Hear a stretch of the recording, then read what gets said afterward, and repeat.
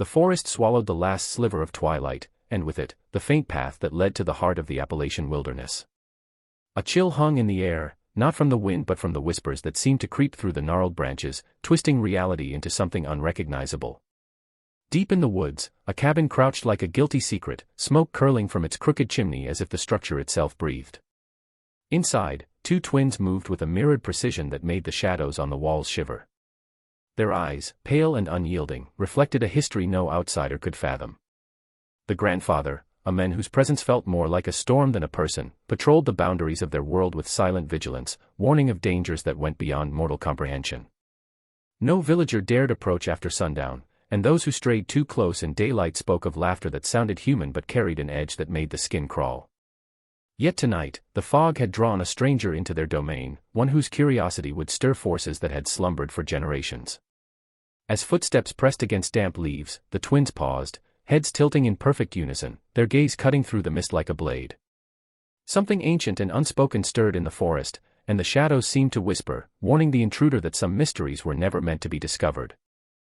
The fog rolled in thick and unrelenting, curling around the dense Appalachian trees like a living thing, swallowing the dirt paths and leaving only faint impressions where feet had pressed into the earth. The village at the forest's edge stirred uneasily under its blanket, windows rattling with the occasional gust, and the faint whisper of voices carried through the mist.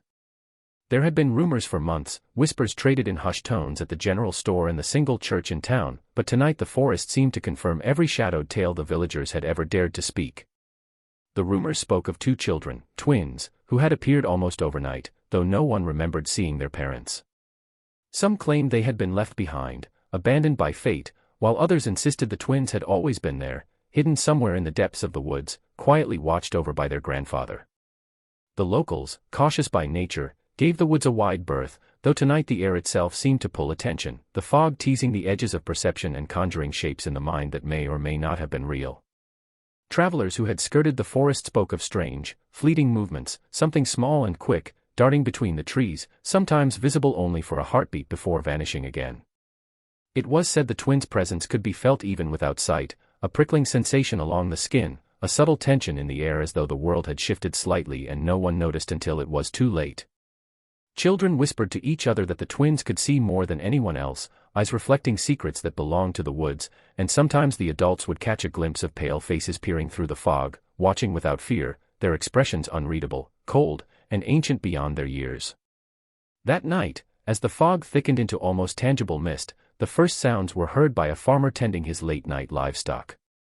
The laughter, light, melodic, but layered with something unsettling, slipped through the air, rising and falling like the wind yet clearly controlled, deliberate. Even the dogs, usually boisterous and untamed, lay silently, ears cocked, tails still. By morning, the villagers would speak of shadows and shapes they could not name, and some would swear that the twins' eyes had followed them in their dreams. The forest, which had always seemed alive, seemed to hold its breath, as if aware that something had arrived, a presence both fragile and formidable, innocent yet impossible to understand, and its arrival would unravel questions and fears that had long been buried beneath the earth, hidden in the twisted undergrowth where light barely touched the ground. The grandfather's name was spoken sparingly, if at all, in the village, and when it was, it carried with it the weight of unease, a cautionary note that warned of more than just a reclusive old man. He had lived on the outskirts of the woods for decades, long before the twins had ever appeared, and those who remembered him from their own youth spoke of a presence that was both magnetic and terrifying. No one could quite explain the hold he seemed to have over the forest itself, how the trees bent subtly along paths he walked, or how the wind seemed to carry his voice when he chose to speak. The house he lived in was built from the dark, weathered timbers of long-fallen trees, its roof sagging in places, windows opaque with grime and age, and yet it radiated a certain, almost unnatural vitality, as though it breathed in tandem with the men inside. Generations of the village had whispered about his past, tales of forbidden knowledge passed down from parents warning children to avoid his gaze, but nothing concrete had ever been proven. He was a man of rituals, of patterns no one could follow, tending to fires that burned blue in the night and leaving cryptic symbols carved deep into the bark of ancient oaks surrounding the property. These marks were not merely for decoration, the villagers insisted they held meaning, though no outsider could decipher them, and they seemed to pulse faintly in the shadows as dusk fell. The grandfather's presence extended beyond the house and the land, it was felt in the forest itself, where the undergrowth appeared to shift in his wake, hiding paths for him and revealing them to no one else. Even the animals respected him. Deer would pause at the edge of the clearing, birds would hush their songs, and predators seemed to sense boundaries they dared not cross. When the twins arrived, or were discovered, it was clear he assumed a role both protective and controlling, shaping their lives in ways no one outside the woods could imagine. He was both father and warden, teacher and jailer, and under his strict oversight, the twins learned the ways of the forest in silence, absorbing knowledge from the old man's words, gestures, and the eerie rhythm of his life. The village, already wary of the man's influence, whispered that the twins' strange habits, their mirrored movements, their piercing gaze, were inherited from him, a reflection of a lineage too long hidden, too twisted to ever fully understand. By the time the fog returned that evening, the forest seemed to hum with his presence, a living testament to a legacy that was both revered and feared, a force that the twins would carry forward in ways the outside world could scarcely imagine. The twins lived in a world entirely apart from the village, their existence carved out in shadows and secrecy, where the boundaries of reality seemed to bend around them. They rarely ventured beyond the edge of the grandfather's property, and when they did, it was only in fleeting glimpses, a pale reflection behind a tree, a shadow that moved in perfect synchronicity, or a laugh that drifted through the mist and vanished before anyone could locate its source. The villagers speculated endlessly about their lives, imagining them as fragile children cowering under the old man's stern hand, yet those who had glimpsed them told a different story. There was an uncanny precision to the way the twins moved, a mirrored grace that spoke of discipline, intelligence, and something older, something inherited beyond mere blood. They were always together, bound by an unspoken rhythm that outsiders could neither understand nor intrude upon, a silent language of glances and gestures that seemed to transcend words. The forest itself became a sanctuary for their solitude, the thick trees and twisted roots forming natural barriers against the curiosity of the outside world. Even the wind seemed hesitant to disturb them. When it stirred, it carried only whispers, hints of movement, never enough to betray their exact location. Nights were the most mysterious, as faint lights flickered through the dense fog, seeming to hover in impossible places, inside the cabin, among the treetops, or just beyond the edges of vision, casting fleeting glows that teased the imagination. The grandfather, ever watchful, maintained a strict order, ensuring the twins' isolation was complete yet not oppressive. They were taught to hunt quietly, to recognize every sound in the forest, to track movement with a patience that bordered on the unnatural. Visitors or intruders who ventured too close found the woods themselves shifting, paths disappearing, the underbrush closing in as if the forest were aware, protecting the children it had embraced. It was in this isolation that the twins' strange nature was nurtured. Their reflections in one another became almost a separate world, where gestures, thoughts, and emotions echoed in a private cadence, incomprehensible to those who did not share it. The villagers noticed small anomalies, the occasional footprints in odd places, laughter that seemed too young and yet too knowing, shadows that lingered longer than they should, but they told themselves these were the tricks of the forest. Yet even with the isolation, the twins were aware of the world beyond the trees, aware of the whispers and the gazes that followed them from afar. And in that awareness, something deep and unsettling grew, a connection to the forest and to each other that was powerful, unyielding, and impossible to untangle from the strange legacy of the grandfather's influence. The forest around the grandfather's cabin held a rhythm that outsiders could never hope to understand, a cadence woven from shadows, silence, and the occasional flicker of movement that suggested life beyond what was visible. It was in this hidden world that the twins' existence was shaped, guided by routines and practices that seemed both natural and impossibly foreign. Each day, as dawn struggled to pierce the thick canopy, the twins could be seen moving in quiet synchronization, gathering herbs, stacking stones, and carving intricate symbols into the bark of the ancient trees that guarded their home. The designs were precise, repeating themselves in patterns that suggested purpose, though no one outside the forest could discern their meaning.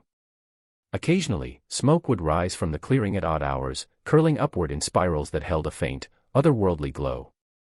Villagers who chanced to glimpse it whispered of strange lights flickering in the distance at midnight, colors that seemed to bend and twist unnaturally, and shadows that moved against the wind. The grandfather oversaw these rituals with a patient, relentless vigilance, correcting movements, instructing in gestures, teaching the twins to fold their hands in ways that aligned with unseen forces, or to chant words that no outsider would recognize yet seemed to resonate with the forest itself. The twins performed these rites without complaint, their faces pale and expressionless, yet their eyes reflected a depth of understanding that suggested they were absorbing lessons far beyond simple obedience. On some nights, the rituals escalated into eerie displays that caused the villagers' children to shiver behind locked doors, whispers carried by the wind hinting at fires that burned blue or green, figures moving in and out of shadows with uncanny precision, and laughter that could not be traced to a human voice. Even the animals of the forest seemed to respond, circling the clearing in watchful arcs, silent and unnerving, as if acknowledging a presence older and stranger than themselves. To the untrained eye, these activities might appear innocent or whimsical, but the air around the cabin seemed charged, heavy with anticipation, as though the forest itself were breathing in time with the twins. And while the villagers speculated about what was happening beyond the fog and tree-line, they dared not approach, fearing both the grandfather's wrath and the inexplicable power that seemed to emanate from the twin children. The rituals were more than ceremony, they were lessons, safeguards, and warnings all at once, teaching the twins the ways of a world that blurred the line between the natural and the supernatural, a world in which every step, every breath, every movement could carry meaning and consequence far beyond what anyone outside the woods could imagine. The first sign of intrusion came with the rustle of unfamiliar footsteps against the damp earth, breaking the forest's carefully maintained silence. A stranger had arrived, drawn not by rumor alone but by an insatiable curiosity, a compulsion that had carried him farther from safety than he had ever intended to venture. He was a traveler by trade, a seeker of stories, the kind of person who believed every whisper of legend demanded investigation. The villagers had warned him in hushed tones, their eyes darkened with apprehension, urging him to turn back before the woods claimed his attention entirely. But curiosity has a stubborn pull, and he ignored the cautions, following the faint trail where fog thinned just enough to hint at the edges of a hidden world. The deeper he walked, the more the forest seemed to shift, as if observing him, testing him, judging the strength of his resolve. Branches arched unnaturally overhead, roots twisted into shapes that resembled grasping hands, and the silence between each step stretched unbearably, a tense anticipation that made the hairs on his neck rise. Then, just beyond a grove of twisted oaks, he first sensed them, the twins. Their presence was subtle at first, a flicker at the corner of his vision, a hint of movement perfectly synchronized, almost like echoes of one another. He caught glimpses of pale faces, mirrored expressions, eyes that seemed to pierce through the mist directly into his thoughts. For a moment, he questioned his own perception, wondering if fatigue or imagination had conjured the figures. But the forest offered no illusions, every rustle, every whisper, seemed to affirm the reality of their existence. The grandfather appeared soon after, stepping silently from the shadows, his stature tall and imposing, his gaze sharp and unwavering. He said nothing at first, merely observing, a living sentinel guarding secrets too dark to share. The traveler's heart pounded, but curiosity overcame fear, and he dared a step forward, compelled by the urge to uncover what had been hidden for decades. He noticed symbols carved deep into trees, subtle signs of ritual and care, and a faint trace of smoke curling from behind the cabin, an invitation, or a warning, he could not tell which. Every instinct screamed for retreat, yet something compelled him onward, a magnetic draw to the twins themselves, to their eerie perfection and the unspoken intelligence that shimmered in their synchronized movements. The deeper he ventured, the more he felt the forest change, no longer merely a collection of trees, but a living entity aware of his intrusion, bending the path, shifting shadows, turning every step into a test. And somewhere just beyond his reach, the laughter began, a delicate, melodic sound that was both inviting and chilling, confirming that he was no longer an observer, but a participant in a world that had existed in secret for generations, a world he could enter, but perhaps never leave. The deeper the traveler moved into the forest, the heavier the air seemed to grow, thick with a tension that made every breath feel measured and deliberate. The fog clung to his skin like a damp shroud, curling around his limbs, seeping into the fabric of his clothing, and whispering in tones that felt almost sentient. There was a subtle shift in the forest's rhythm, a pause between natural sounds that felt unnatural, as though the world itself had taken a cautious breath, waiting to see what he would do next. Each footfall on the soft, moss-covered ground was amplified in the silence, reverberating against hidden trees that seemed impossibly ancient, their twisted limbs reaching toward the sky like gnarled fingers. Shadows stretched in ways that defied logic, folding over themselves, twisting around the edges of his vision, and when he turned quickly, he often found nothing where he expected, only the constant, ever-present fog mocking him. The laughter of the twins from moments ago now seemed to echo in the distance, growing faintly and then louder, always just beyond the reach of clear sight. It was a sound that invited attention while simultaneously warning him back, a siren song that left a residue of unease in the pit of his stomach. The forest itself felt alive, moving subtly in response to his presence, almost as if the trees and roots were aware, shifting imperceptibly to watch him, to test his courage, or perhaps to judge the purity of his intent. The grandfather remained unseen, a silent shadow in the distance, whose presence seemed to hang in the very air, sensed more than seen, creating a pressure that weighed on the traveler's chest. Every small sound, the snapping of a twig, The rustle of leaves, the distant call of an owl, suddenly carried menace, suggesting forces he could not comprehend. The twins, though invisible at this point, seemed to watch from every direction at once, their synchronized breaths felt rather than heard, their mirrored attention sending a chill that ran through his spine. Time itself appeared to warp, minutes stretched into hours, and the path he had followed seemed to twist back on itself, leaving him disoriented and doubting his own senses. His instincts screamed that he was trespassing, that every step deeper drew him into a labyrinth of secrets meant to remain hidden, yet he could not stop. There was something intoxicating in the forest's oppressive stillness, something that compelled him forward even as terror wrapped around his mind like a vice. He began to feel that the shadows were alive, stretching just beyond reach, anticipating his movements, aligning themselves to test him, and the fog thickened further, until the forest was no longer merely a place, but a sentient entity breathing alongside him, holding him accountable, and waiting to see if he would endure or succumb through the thick, suffocating fog. The traveler finally caught sight of them. It was subtle at first, a flicker of movement along the edge of the clearing, the soft rustle of clothing brushing against leaves, and then the unmistakable echo of mirrored motion. Two figures emerged from the shadows with a precision that made his stomach tighten, moving in perfect synchronization, as if each step and gesture had been rehearsed for generations. Their pale skin glowed faintly in the dim light, almost ethereal against the dark greens and grays of the forest, and their hair, long and identical, swayed in rhythm with the sway of the branches above. But it was their eyes that unnerved him most, wide, unblinking, and piercing, reflecting not just light but a depth of awareness that no child should possess. The twins' gaze did not waver, it cut straight through the fog and held him, pinning his thoughts as if they could see every flicker of curiosity, every shred of hesitation. Even from a distance, he could sense the unnatural symmetry of their features, the mirrored faces that looked as if they were sculpted from the same mold, yet carried an intensity that went far beyond mere likeness. They did not speak, but their presence was deafening, a silence so charged with meaning it pressed against his chest and made it difficult to breathe. Every instinct screamed that he should turn and flee, yet he could not look away, trapped by the unspoken force radiating from them. He noticed the way they moved together, perfectly in step, their gestures a mirror of one another, sometimes so subtly different that only the sharpest observation could catch the discrepancy. In that mirrored difference lay a hint of something ancient, something that belonged to the forest and the shadows themselves. A small crow perched on a nearby branch shivered, flapping away as though it sensed the twins' presence, and the traveler realized that even the animals obeyed an invisible rule, wary of these children who were human and yet something more. Then, as abruptly as they had appeared, they halted at the edge of the clearing, their heads tilting in perfect unison, studying him as though they had anticipated his arrival all along. The wind seemed to pause with them, the trees holding their breath, and for a brief, disorienting moment, the forest itself felt suspended between life and some darker, older force. In that instant, he understood with chilling clarity that he had stumbled into a realm governed not by ordinary laws, but by the rhythm and will of the twins, whose mirrored existence carried the weight of secrets too heavy for the outside world. His pulse raced, a mixture of awe and terror, as he realized that the first glimpse was not just a vision, but a warning. The twins were watching, always watching, and the forest had drawn him here to witness something he might never escape. The moment of confrontation came without warning. One instant the traveler was alone in the clearing, heart still hammering from the eerie sight of the twins, and the next, the grandfather appeared as if he had emerged from the mist itself. He moved with a silence that defied reason, his long coat brushing the undergrowth without so much as a sound, and yet his presence filled the space entirely, like a shadow that had grown into flesh. The traveler froze, every instinct screaming to retreat, but curiosity had long since rooted him to the spot.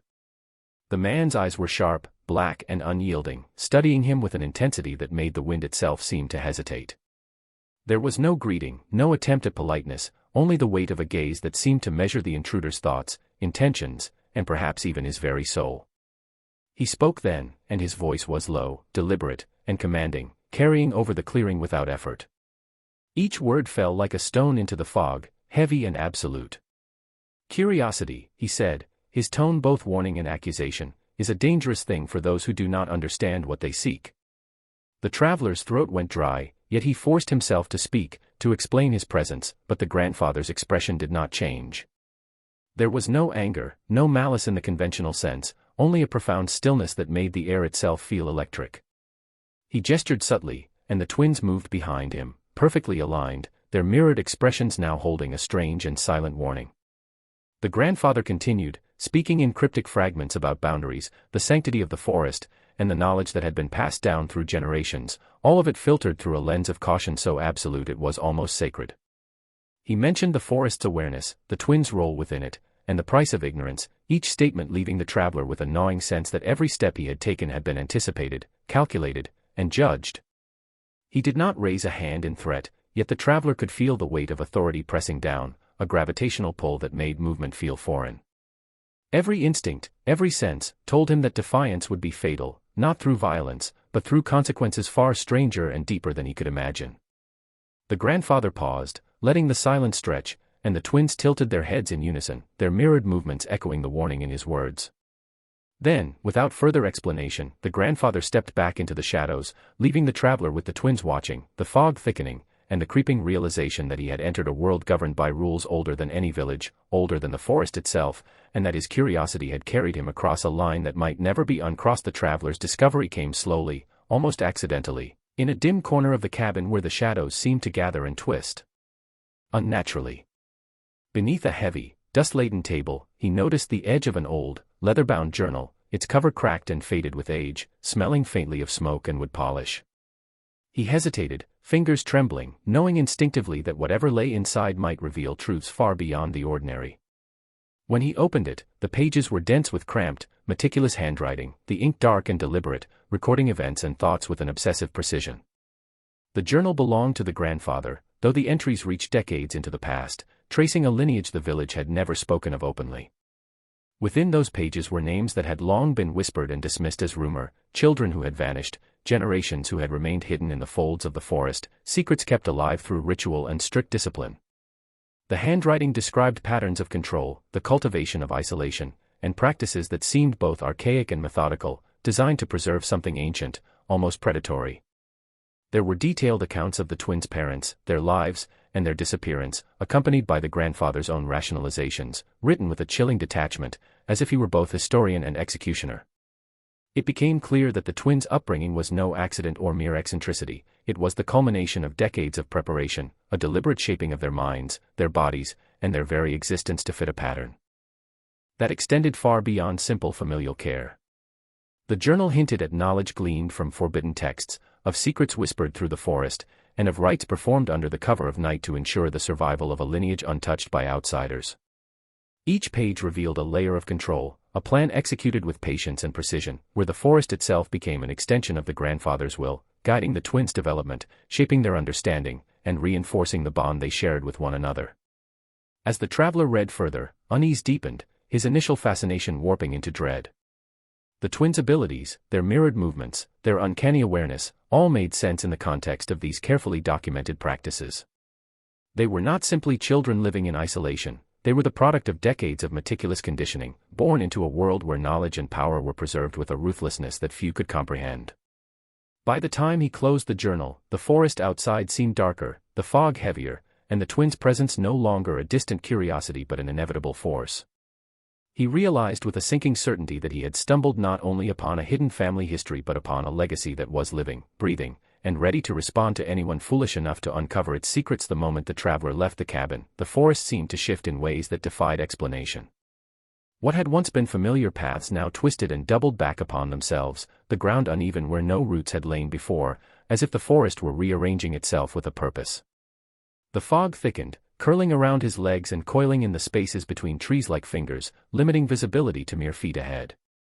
Every snap of a twig underfoot sounded amplified, echoing unnaturally, as if multiple unseen presences were moving in tandem with him.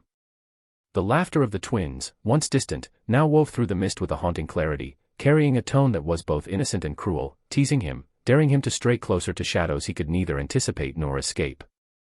The traveler's pulse quickened with each step, a primal fear taking root in his chest as he realized that the forest itself seemed alive, reacting to his intrusion. Shapes flickered at the edges of his vision, branches swaying though the air remained still, leaves rustling though the ground beneath them was untouched, and he began to question whether his own senses could be trusted. The grandfather's presence loomed ever closer, though he remained unseen, a subtle pressure that pressed into the traveler's mind, a silent warning that escape would not be simple. Small animals that had once darted nervously through the underbrush now remained unnervingly still, their eyes tracking him with unnatural patience, and the crows circling above seemed to shift their flight paths deliberately, as if corralling him along some invisible trail. The traveler stumbled over roots that had not been there moments before, his hands scraping against bark that seemed too cold, too alive, and the whisper of voices drifted through the fog, carrying fragments of words he could almost understand. He caught glimpses of the twins now, slipping between trees with a fluidity that made them appear almost ghost-like, always present yet impossible to fully see. Each glimpse tightened the grip of fear around him, the realization dawning that these were not ordinary children, they were extensions of the forest, of the grandfather's will, of generations of secrets cultivated with obsessive care. The wind itself carried a warning, whistling between trees in tones that felt deliberate, shaping the path, closing off avenues of escape, and the forest began to feel like a labyrinth with no exit. He tried to run, but the ground seemed to resist, roots tangling his feet, shadows clinging to him, and all the while the twins' laughter rose in pitch, echoing from everywhere and nowhere at once. The intruder understood with sinking dread that the forest, the twins, and the grandfather were no longer merely obstacles, they were a coordinated force, intent on testing, punishing, and perhaps claiming anyone who dared trespass into the carefully guarded realm of secrets that had slumbered for generations. The traveler's desperation to understand the forest and its hidden inhabitants drove him deeper into the shadows, guided by a mix of fear and fascination that he could no longer separate. With each careful step, fragments of the past began to reveal themselves in subtle, almost imperceptible ways, a broken swing dangling from a tree, half buried in the undergrowth, a faded photograph pinned to the inside of a rotting shed, edges curled with age, showing two small children whose faces bore an uncanny resemblance to the twins he had glimpsed, and a set of worn, hand-carved toys, meticulously arranged in a circle, abandoned yet deliberately preserved. These traces whispered a story, a lineage obscured by secrecy, and the traveler realized that the twins' lives were intertwined with a past darker than he could have imagined. He pieced together fragments of oral histories from the villagers who dared speak, hushed accounts of parents who had vanished mysteriously, of strange lights and sounds emanating from the forest for decades, and of the grandfather who had always been an immovable presence at the edge of their collective memory.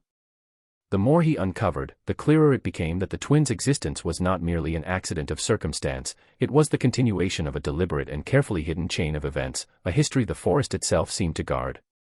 The traveler found letters, yellowed and brittle, hidden beneath floorboards in the cabin, detailing arrangements and decisions that had ensured the children's isolation, chronicling fears of outside interference, and outlining rituals designed to preserve a certain order, a certain legacy. Each word etched into the fragile paper seemed to pulse with intent, revealing a mind that was calculating, controlling, and unyielding. The twins' parents, he learned, had not simply disappeared, they had been absorbed into this intricate web of secrecy, leaving the children entirely under the grandfather's guidance. He began to understand the mirrored precision of the twins' movements, the almost preternatural awareness they displayed, and the eerie synchronization of their thoughts and actions. It was not merely upbringing, it was conditioning across generations, a deliberate shaping of identity, behavior, and perception to align with the hidden rules of the forest and the will of the grandfather. The traveler felt the weight of their history pressing down on him, an invisible force that wrapped around his mind and refused to release its grip. Every artifact, every whispered story, every symbol carved into the trees spoke of continuity, of a past that had never fully ended and that now coursed through the twins as a living inheritance. As the fog deepened around him and the forest closed in, he understood that he was not merely observing history, he had stumbled into it, entangled in a story that had been centuries in the making, and that the secrets he had uncovered carried consequences far beyond his understanding. As the traveler moved cautiously through the dense fog, his unease became tangled with a fascination he could neither deny nor understand. The twins, though children in age, carried an aura that seemed to transcend innocence, their mirrored presence both alluring and terrifying. Every glance he stole in their direction pulled at him, a magnetic force that made his heart quicken despite the warnings echoing in his mind. Their synchronized movements were mesmerizing, a choreography of subtle gestures and expressions that seemed to communicate without words, an unspoken dialogue that left him feeling like an intruder peering into a world he had no right to witness.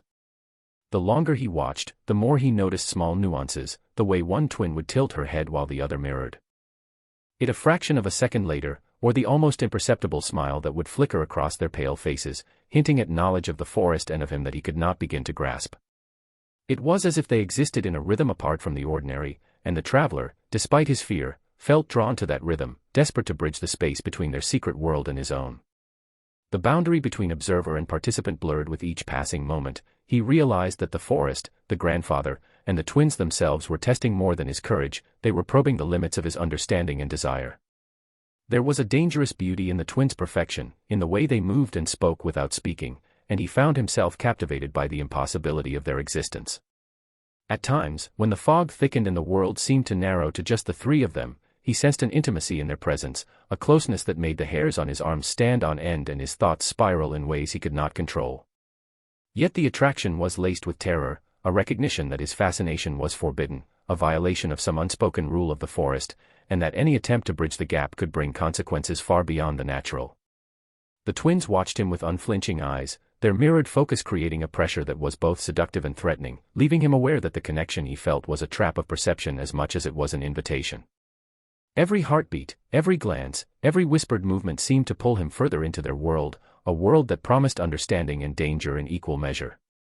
By the time the first light of dawn filtered through the fog, he realized that fascination had transformed into obsession, and that the line between fear and desire had blurred entirely, leaving him at the mercy of secrets, rituals, and a pair of mirrored eyes that held knowledge and power far beyond his own. The forest seemed to hold its breath as the twins stepped fully into the clearing, their mirrored movements suddenly deliberate, their presence undeniable.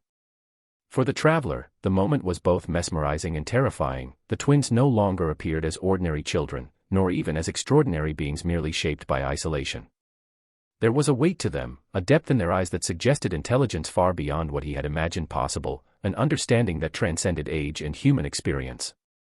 As they moved, the world seemed to respond, the fog thickened at the edges, the trees leaned subtly toward them, and even the wind shifted in rhythm with their steps, carrying whispers that he could almost interpret but never fully grasp. One of the twins extended a hand, and the traveler felt an inexplicable pull, a magnetic force that seemed to tug at both his body and his mind, drawing him closer despite every instinct screaming retreat. Then came the first display of their uncanny abilities.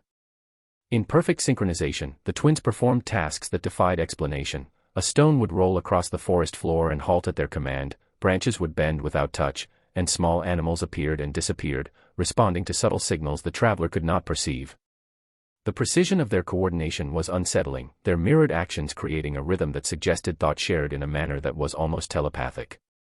Every motion, every glance, every tilt of the head carried intention, a silent communication that the traveler could only observe, never join. The realization dawned slowly and with increasing horror. These were not children merely molded by ritual, they were the living culmination of generations of careful, deliberate conditioning, connected to each other and to the forest in a way that made their guardians' warnings pale in comparison to the reality. The twins were a force of nature, an intelligence that operated outside conventional morality, responding to their environment, their guardian, and the intruder within. Awareness that made him feel like a fragile insect under a lens. The forest, the fog, the silence, all seemed to pulse with their presence, reinforcing the idea that the twins themselves were the locus of control, the axis around which this hidden world turned. As the traveler watched, paralyzed by awe and fear, he understood that the reveal was not a momentary display of power or knowledge, but a permanent shift in the dynamic of the forest. The twins were no longer simply hidden children, they were entities that had shaped their environment and their lives to a degree that outsiders could not penetrate without consequence, and their mirrored gaze, now fixed fully upon him, carried a silent promise that nothing he had known about reality, control, or innocence would ever be the same. The forest no longer felt like a neutral backdrop to the traveler's intrusion. It had become an active participant, a living, breathing entity that measured him with unyielding scrutiny. The fog thickened so that every step forward felt like wading through liquid, each movement slow, deliberate, and weighed down by an unseen force. The trees, once merely silent observers, now seemed to lean inward, branches twisting into shapes that suggested judgment, and roots reached across the path as though attempting to redirect him or entangle his feet.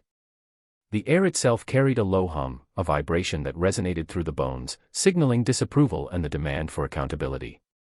The twins flitted among the shadows, sometimes glimpsed in peripheral vision, sometimes directly ahead, their mirrored movements fluid and unnatural, their eyes glowing faintly as if reflecting not light, but the forest's own awareness.